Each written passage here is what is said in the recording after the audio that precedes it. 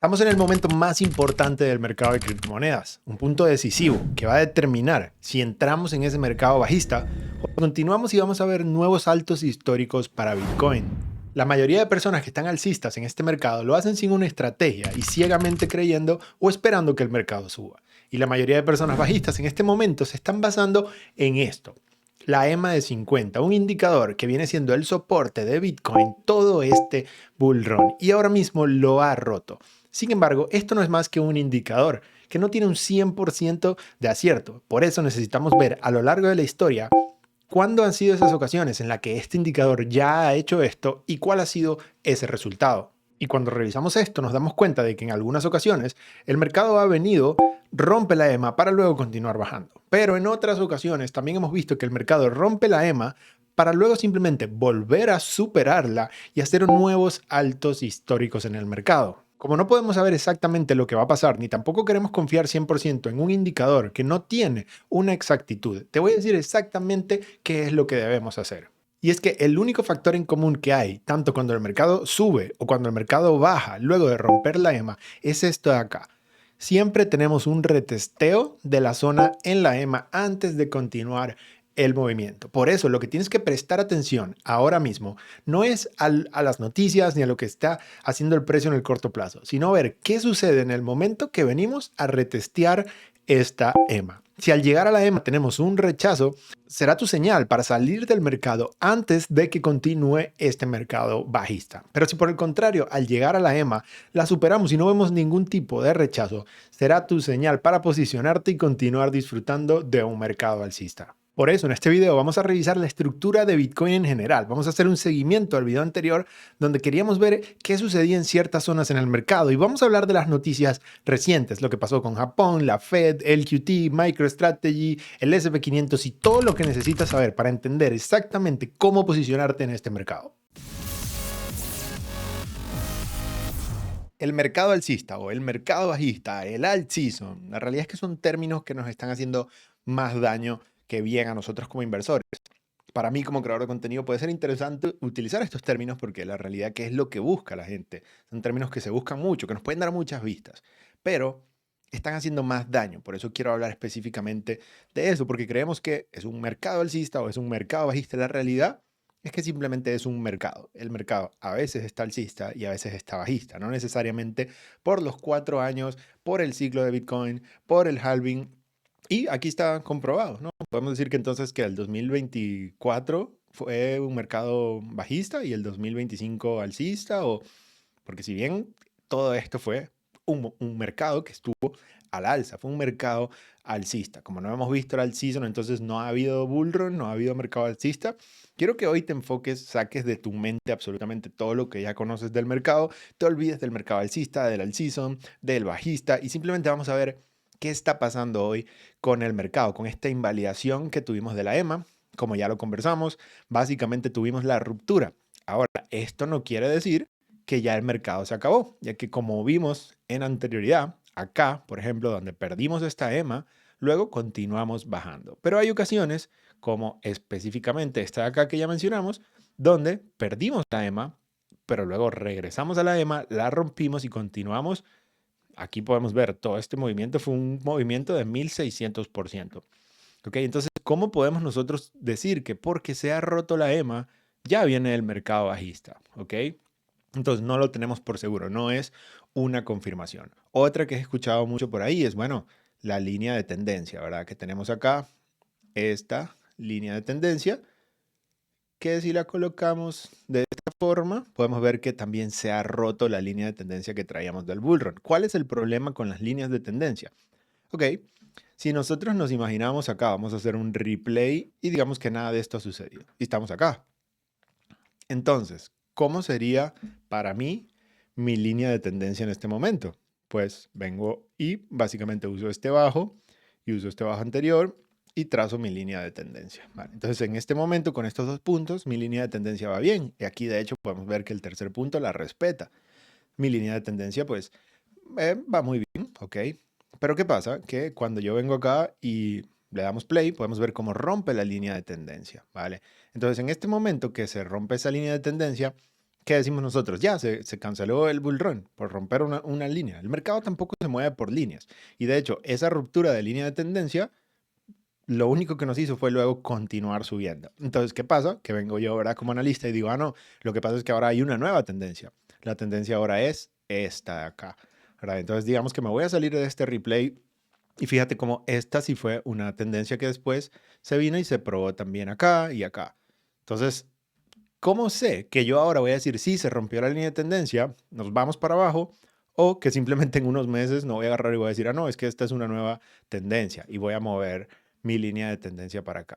La línea de tendencia depende del trader que está poniéndola en la gráfica, en qué puntos la pone, dónde la... Entonces, a ver, es algo muy relativo, tampoco es algo que me va a definir a mí un mercado alcista o bajista. Si bien estamos en una gráfica semanal, las tendencias, las EMA, las SMA, la MA, cualquiera que utilices, te puede dar información y puede ser muy útil, pero no te va a definir a ti exactamente qué va a ser el mercado. Por eso, vamos a enfocarnos en ver qué sí me puede definir eso a mí, que es primero la estructura del mercado, que ya la vamos a ver, y segundo, vamos a estar analizando este punto, este retesteo de la EMA, que como podemos ver esta EMA, pues está empezando a bajar un poco, claro, porque el precio está por debajo. También en esta zona tenemos un gap muy interesante por acá y ese gap está coincidiendo aquí, ¿verdad? Como una zona de liquidez importante que teníamos, porque todo esto aquí es liquidez. ¿Ok? Entonces, acá tenemos una zona muy importante en la que queremos estar atentos y ver qué sucede en el fundamental. Claro que sí, qué sucede macroeconómicamente hablando, pero también entender la gráfica desde el punto de vista técnico, porque no queremos, uno, pensar que ya viene un mercado bajista y que Bitcoin se va a ir a la EMA de 200, a los 40.000, simplemente por esto de acá, pero tampoco queremos ciegamente creer que el mercado alcista está por venir, no analizar nada y simplemente seguirnos posicionando, porque si sí sucede y se va el Bitcoin a 40.000, entonces tampoco es una opción viable. Lo que necesitamos hacer y lo que le falta a la mayoría de personas es una estrategia, un portafolio organizado y un paso a paso a seguir que te dé buenos resultados en este mercado. Cripto es una locura y de hecho ya lo vamos a ver ahora. Pero si nosotros no tenemos un plan y una estrategia, obviamente nos va a ir mal, pero si tenemos una estrategia y la aplicamos, podemos tener muy, muy buenos resultados. Y eso es justamente lo que nosotros vamos a estar haciendo acá. Vamos a ver qué sucede en ese momento de la EMA, que como vimos, ya sea las veces que luego baja, viene a retestear, o las veces que luego sube, viene a retestear. ¿Qué queremos nosotros ver? ¿Qué va a suceder en este punto de ese retesteo de la EMA? Ya que, como vimos, si rechazamos o si continuamos al alza, puede ser algo definitivo para nosotros que nos dé mucha más claridad. Simplemente tenemos que esperar y dejar que el mercado nos diga exactamente qué es lo que él está queriendo hacer, ¿vale? Entonces, ¿qué sucede? Que muchas personas llegan acá a cripto, no tienen ni idea, ¿verdad?, de lo que está sucediendo, se encuentran con estos rangos de aburrimiento o se encuentran con este tipo de movimientos. Primero, nosotros ya sabíamos, ¿verdad?, que luego de un movimiento tan fuerte a la baja, es normal que vengan acumulaciones, pero muchas personas quieren ver ese movimiento al alza, ese movimiento a la baja, y por eso tenemos aquí estas liquidaciones. Aquí han habido unas liquidaciones, o sea, increíbles. Fíjate cómo liquida a la baja. Luego viene liquida a la alza, saca los altos anteriores, se lleva todo esto. Luego viene baja, liquida, ¿verdad? Luego viene sube y se lleva los altos también, llevándose toda la liquidez, bajadas, subidas. Y a lo largo de todo esto, la realidad es que simplemente estamos ahorita en el mismo precio, ¿verdad?, que estábamos antes. No ha sucedido absolutamente nada, pero tenemos noticias negativas, ¿verdad?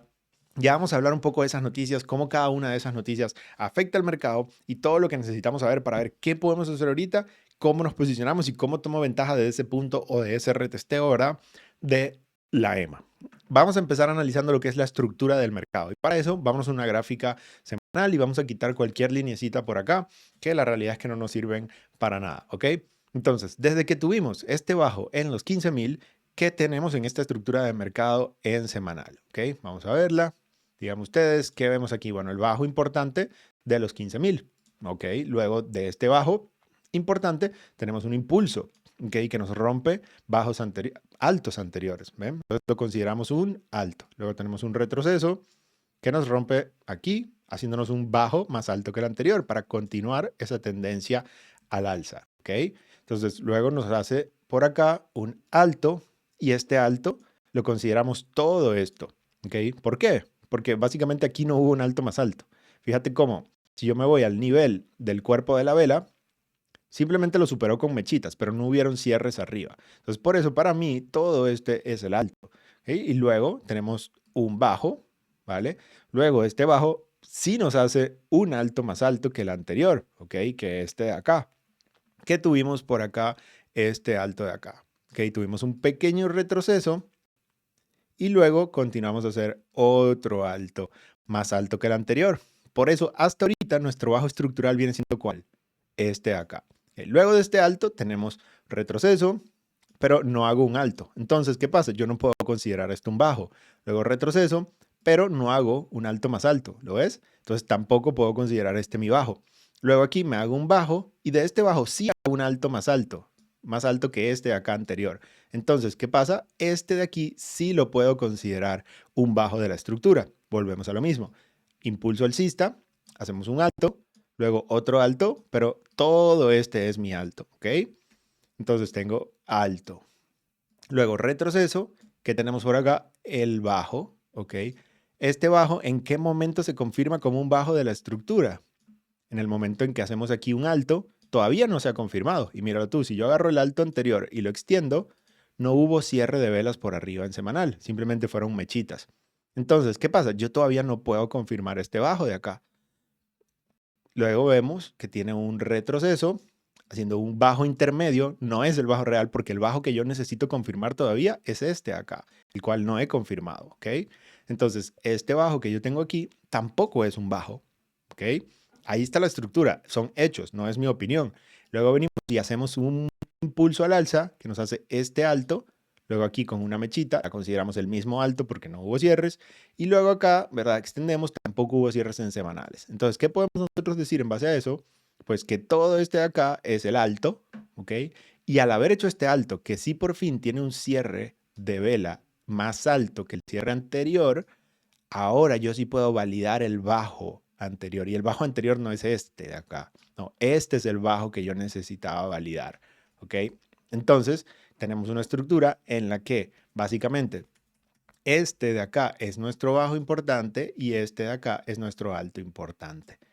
Ahí ya nosotros entendemos dónde estamos en el semanal. Estamos en un retroceso de un impulso. Recuerda que el mercado se mueve impulsos y retrocesos. ¿Cuál es la opción que tenemos acá? La continuación al alza ahora de un siguiente impulso en la estructura macro o que sí se haya roto la tendencia y este retroceso no sea un retroceso, sino que se convierta en un impulso, un cambio de tendencia que sí me haga un cierre más bajo que el bajo anterior, cambiando así la estructura general del mercado en semanal. ¿Okay? Y ahí es donde estamos hablando de este punto de los $74,000 aproximadamente.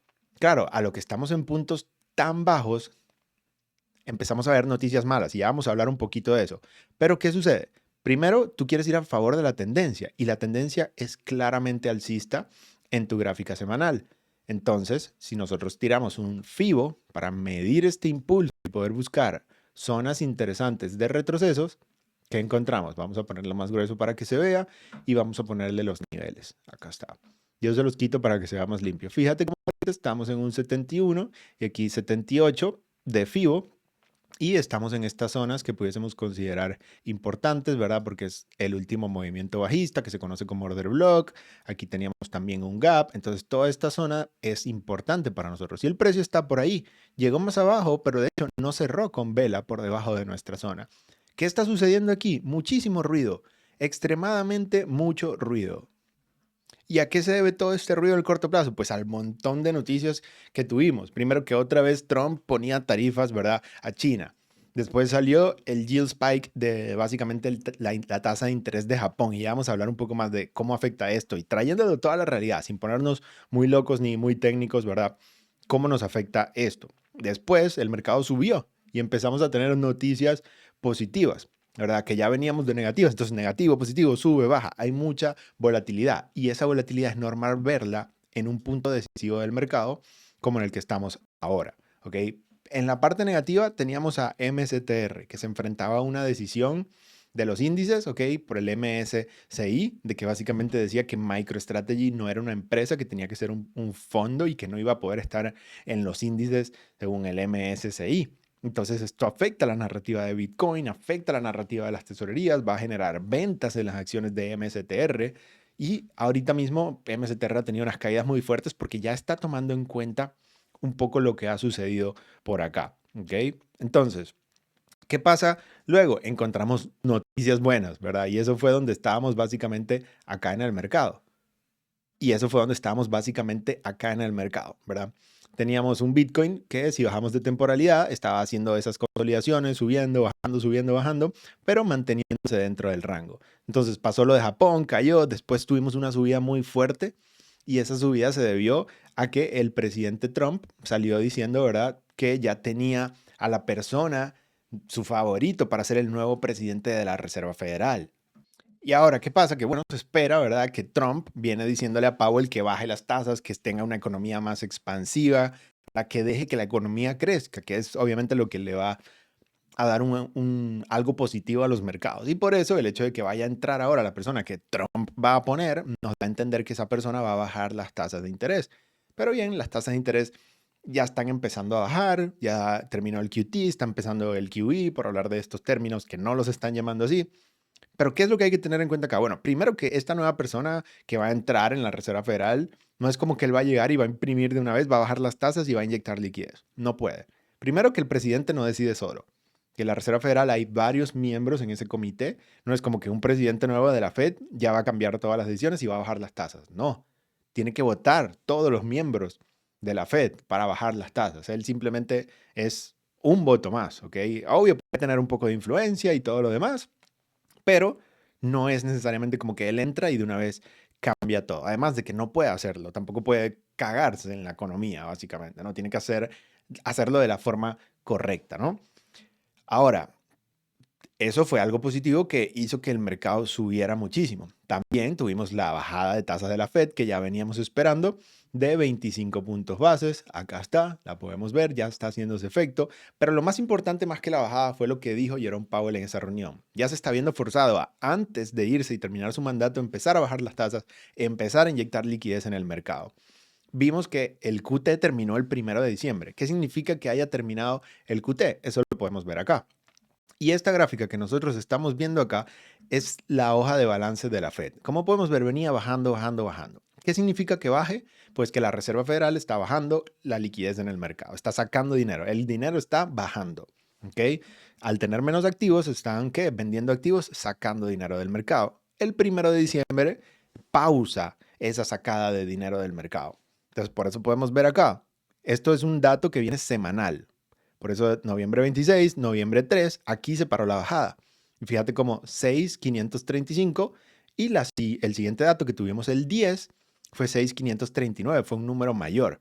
Entonces, ¿qué quiere decir esto? Que ahora esta gráfica, ¿verdad? Poco a poco va a dejar de estar bajando, ¿ok? Y va a empezar a subir. ¿Y qué pasa? Que así funciona. O sea, por eso es que yo siempre me enfoco mucho en el programa Invest, a todos los miembros que entran y llevan el programa, en explicarles cómo funciona el dinero, cómo funciona la economía. Lo básico, no tienes que ser un experto ni sacarte, ¿verdad? No sé, un doctorado en macroeconomía. No, simplemente hay que entender cómo funcionan estos ciclos. ¿Por qué? Porque cuando entendemos cómo funciona la máquina, cómo funciona, podemos entonces posicionarnos bien.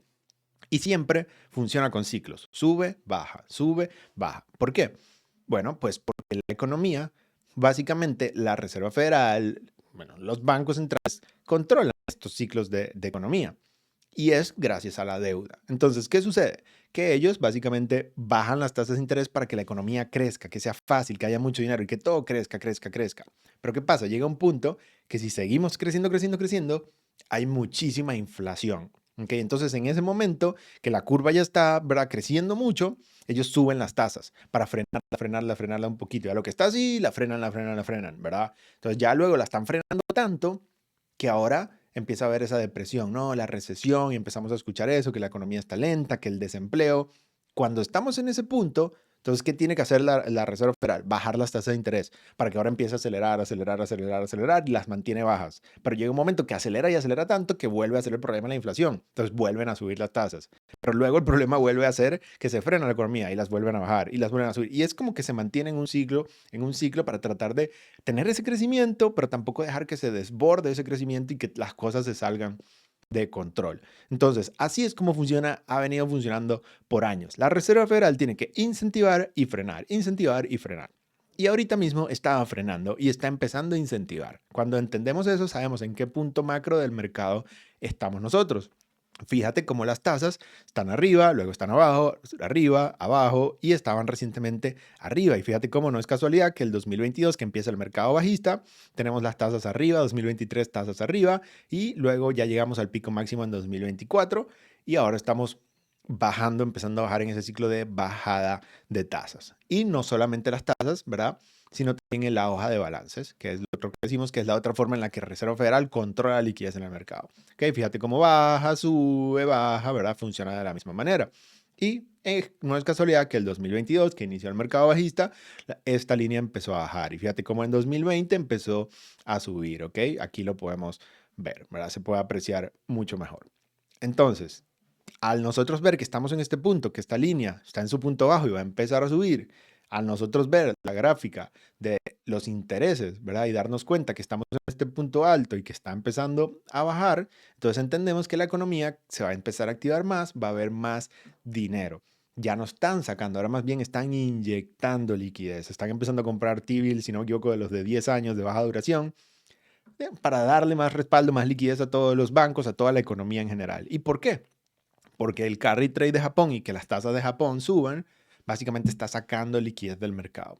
De una forma muy sencilla, ¿qué pasaba antes en Japón? El dinero era gratis, tú podías pedir deuda sin pagar nada. Y esa deuda todo el mundo se la llevaba para la bolsa americana. Entonces, ¿qué es eso? Liquidez en el mercado, en todos los mercados en general, mucha liquidez. Cuando Japón dice, mira, se acabó, ya no hay dinero gratis, ¿qué hace eso? Retira liquidez del mercado. Ahora la Fed tiene que compensar un poquito y ya lo está empezando a hacer, ¿ok?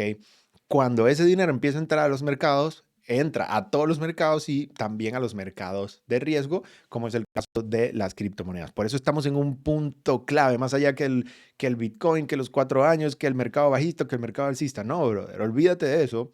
Piensa en macro donde estamos, analiza la gráfica, no creas ciegamente que vamos a subir, ni tampoco creas que porque se rompió una línea mágica de tendencia nos vamos a ir a 40,000. Entiende dónde estamos de verdad y posiciónate para cualquier escenario que pueda venir. ¿Qué pasó con el ciclo de 4 años?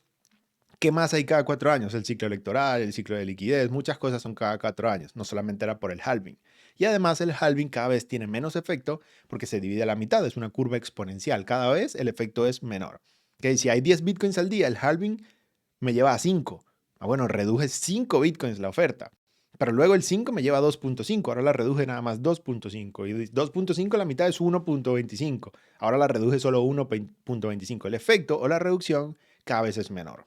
¿Okay? Entonces es normal que cada vez vaya siendo más irrelevante el halving. ¿Okay? Siempre va a tener ese efecto de reducción de oferta, pero cada vez es menor el efecto. ¿Por qué también pensamos que se ha roto un poco ese ciclo, perdón. Bueno, fíjate cómo vemos, 2017 teníamos una acumulación de tasas bajas. Empieza el mercado bajista, tasas altas. Luego 2020 y 2021, tasas bajas, mercado alcista. Okay, luego mercado bajista, tasas altas. Y luego, ¿qué pasó? En el 2024 y 2025, que necesitábamos tener tasas bajas para el mercado bajista, no las hubo. De hecho, si vemos también la gráfica como la vemos ahorita del balance, fíjate como en el 2025 la liquidez continuó bajando, la Reserva Federal continuó sacando liquidez del mercado. Entonces no hubo ese movimiento como en el 2021 que más bien estaba entrando dinero. Justamente por eso es que cuando nosotros vemos este ciclo de Bitcoin, vemos que sí hubo un mercado bajista, sí subió, pero no vemos estos movimientos parabólicos, no vemos estos movimientos parabólicos. ¿Por qué? Porque en esta subida que coincidió con los 4 años de Bitcoin, había mucha liquidez. Aquí había mucha liquidez. ¿Qué pasó? Aquí no fue una subida parabólica, fue más estructural, porque no había tanta liquidez, no había ese incentivo de la economía. ¿Ok? Y ahora, ¿qué pasa? Todos los otros mercados bajistas que tuvimos acá y este mercado bajista que muchos utilizan como ejemplos, estaban en puntos de restricción de liquidez, de que la Reserva Federal estaba sacando dinero. Okay, de que las tasas estaban subiendo, mientras que ahora este mercado bajista, por eso no lo queremos llamar así, que está por venir, o que ya estamos en él, básicamente, porque para mí los puntos de venta, como los vimos en la comunidad, eran aquí arriba, ¿verdad? No aquí en 80,000.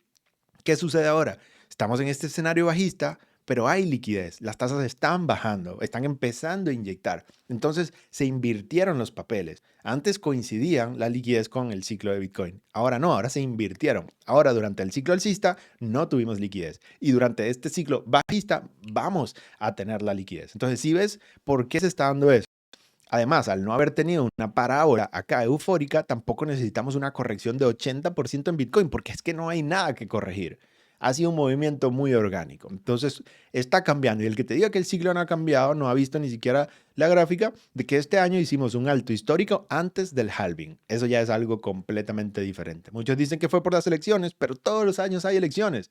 Cada 4 años, también es cada 4 años. Entonces hay que tener una idea de todo lo que está sucediendo en verdad y no solamente pensar que cada 4 años tenemos que comprar cada 2, vender cada 2, cuando rompe la EMA compro y vendo. No, podemos usar la EMA más bien como un indicador de que cuando estamos lejos de la EMA pueden venir retrocesos.